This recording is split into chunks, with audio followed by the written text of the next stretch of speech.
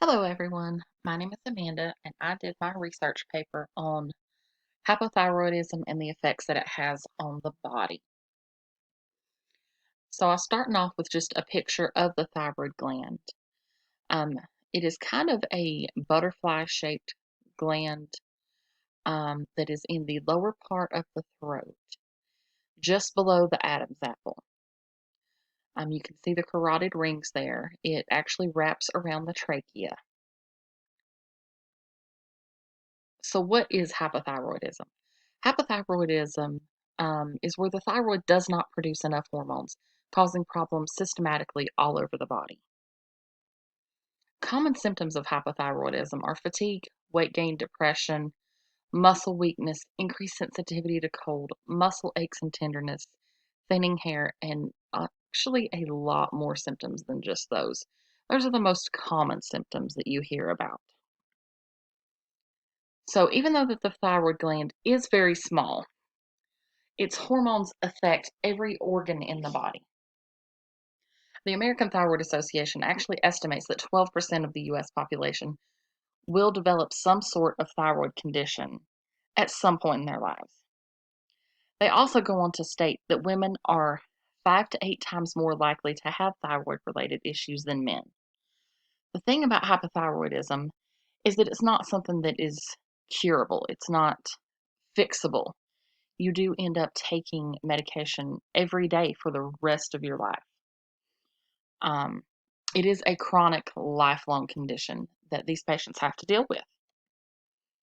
So, untreated hypothyroidism can lead to things like obesity, heart problems, joint pain and discomfort, and even fertility issues. So, most of my paper is about some lesser known topics of hypothyroidism. Everybody hears about the weight gain, the obesity, the sensitivity to cold, the thinning hair. But these are actually, I'm looking at conditions that are related to hypothyroidism. Um, there has been research that shows a correlation between vitamin D deficiency and hypothyroidism, issues during pregnancy and after pregnancy for both mother and baby, fertility issues, and there are significant long term effects due to hypothyroidism. So let's jump right in with the vitamin D deficiency. Um, Vitamin D deficiency is something that also affects the whole body. Studies have shown that patients with hypothyroidism also tend to be vitamin D deficient. This is both true with autoimmune hypothyroidism, such as Hashimoto's, where the body actually attacks the thyroid itself, and non-immune hypothyroidism, where thyroid just isn't working properly. There's not a lot of differences between the two hypothyroidisms, though, whenever it comes to the differences in the levels with the vitamin D deficiency. They're about the same for autoimmune versus non-autoimmune hypothyroidism.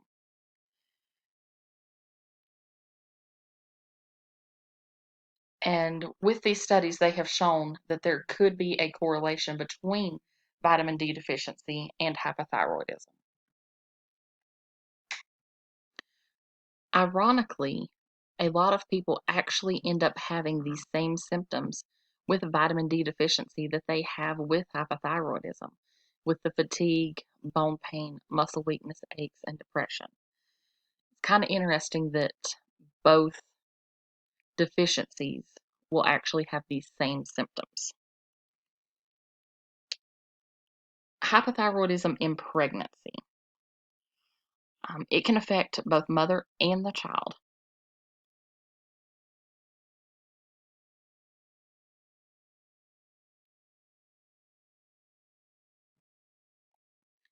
This is actually one of the more common pregnancy-related issues that can happen.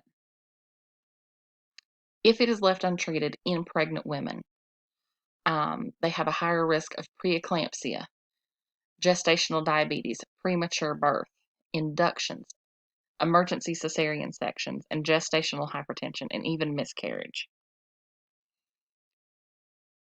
whenever it comes to the outcomes of these mothers who are pregnant, um, whenever you have hypothyroidism, there is a much greater risk of postpartum hemorrhage, sitting at 39%, whereas postpartum hemorrhage in people that are not hypothyroidism patients, it's only sitting at about 3%. And emergency cesarean sections with hypothyroidism patients are sitting at 23 as opposed to the 18% that have been listed prior. Hypothyroidism is not just a woman's issue.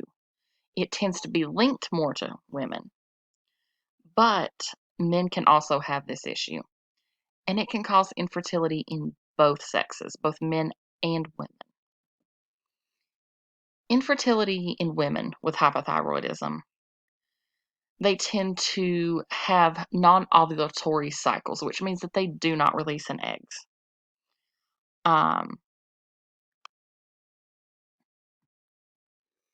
They also can have luteal phase defects, which is when the ovaries don't release enough progesterone or the lining of the uterus doesn't respond. High prolactin levels, and even sex hormone imbalance.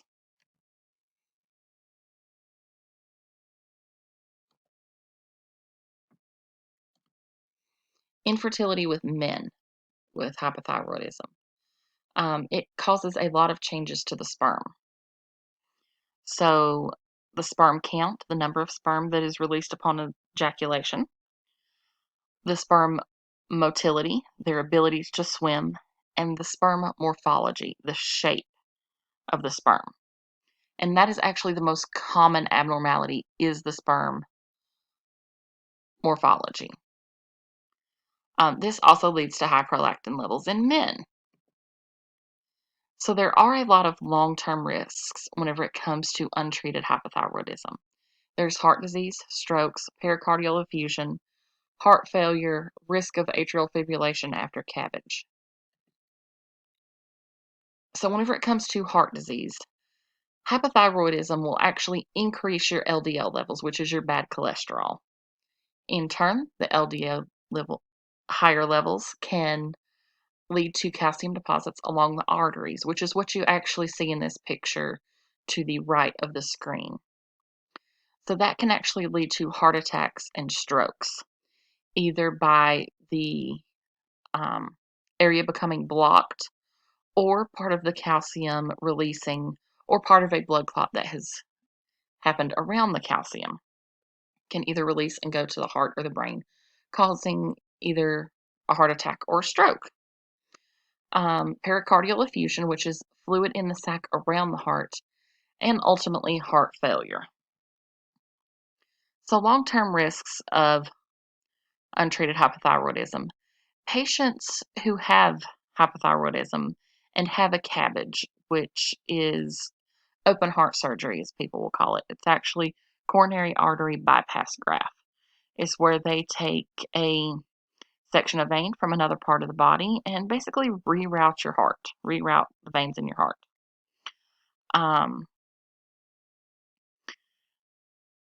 So whenever they go in to repair that, the patients post-op are more likely to go into something called atrial fibrillation. So on the left-hand side of your screen, that is a normal sinus rhythm. That is what your heartbeat theoretically should look like. Granted, this is a computer generated, so it's not always that pretty. On the right-hand side of the screen is atrial fibrillation. In the cardiac world, that is something that they call irregularly irregular, which means that the heart doesn't exactly go along with the same beat all the time. It'll go faster for a little bit and then it'll slow down. As you can see in the screen, it is very irregular, where on the left-hand side of the screen, it's pretty regular. Like I said, it's computer generated, so it's not always that pretty. So the funny thing about this that I have found is that with atrial fibrillation, you are also more likely to have strokes. Because with the way that the heart is made, whenever it gets out of rhythm into the atrial fibrillation, you are more likely to clot. And when that happens, you're more likely to have that clot travel to the brain. So then you're going back into the increased risk of strokes, all due because of this, all due to hypothyroidism. So is there a plus side to hypothyroidism? Actually, studies have shown that patients who have hypothyroidism prior to a stroke may actually have fewer neurological deficits afterwards. This is actually due to the affected area of the brain actually being hypothyroidism, or being in a hypothyroid state after the stroke. So I guess that is one small plus side to having hypothyroidism, is that if you have a stroke, you may not have as many neurological deficits. So in general, there are not a whole lot of pluses to having hypothyroidism. It should be treated aggressively and should be monitored to avoid short-term and long-term effects. Pregnant women should have this routine screening to protect them and their unborn child. And it's not just a female problem. A lot of people look at it as more of a female problem, which women are more likely to get it. However, it's a problem of both sexes for different reasons, multiple reasons. So here's my reference page. This is basically my entire reference page from my paper because I took little snippets from basically all of these for this presentation. So thank you and have a great day.